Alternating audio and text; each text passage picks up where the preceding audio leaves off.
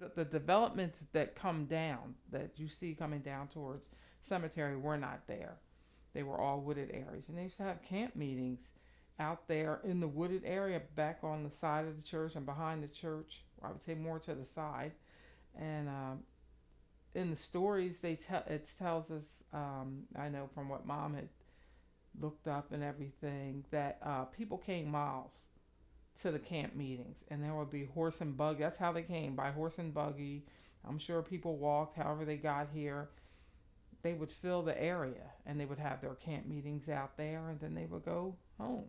The camp meetings were their church. That's what they were having, church out in the wooded area. And I can imagine what that would look like, just seeing all these horse and buggies and just coming out and people meeting and worshiping God out in the wilderness. That would be something I would really like to see.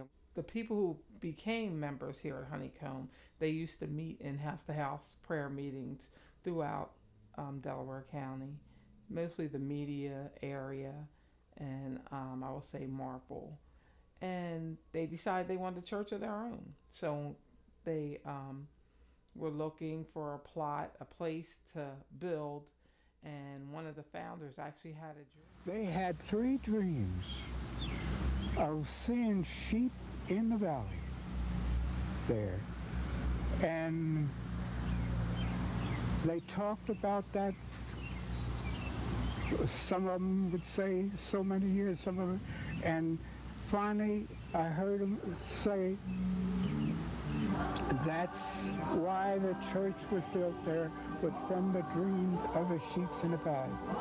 And thank the good Lord, we have lived to see those sheep in the valley. And they interpreted that to mean that was the place where they were supposed to build the church. And so that's what happened. So they had that inception. They built they had to buy the plot of land, which they did for the sum of $12. And I believe it was February 2nd when they bought the plot of land. Now, during that time, blacks were not allowed to buy property and stuff like that. So it was actually with the help of the Quakers that they actually purchased the land in name only, just to say they purchased it, but they deeded it over to the 9 members who became the founding members of Honeycomb.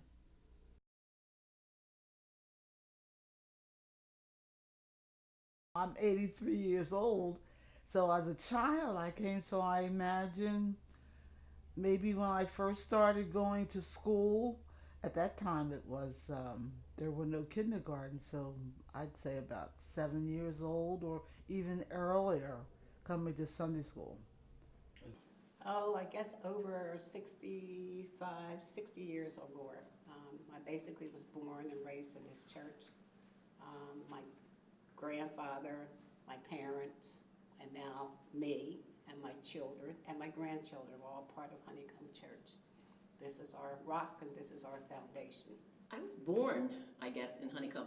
My parents were here, and when I became of age, I was always with them.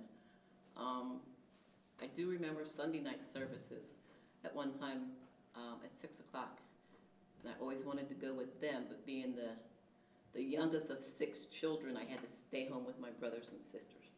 I've been going to church since I remember since first grade, I said, so that makes 6 years old, 5 years old, and I'll be 84 in July, so I've been going here quite a while. The teachers, like I said, I think I said that they were dedicated. They were dedicated, and they did the best they could.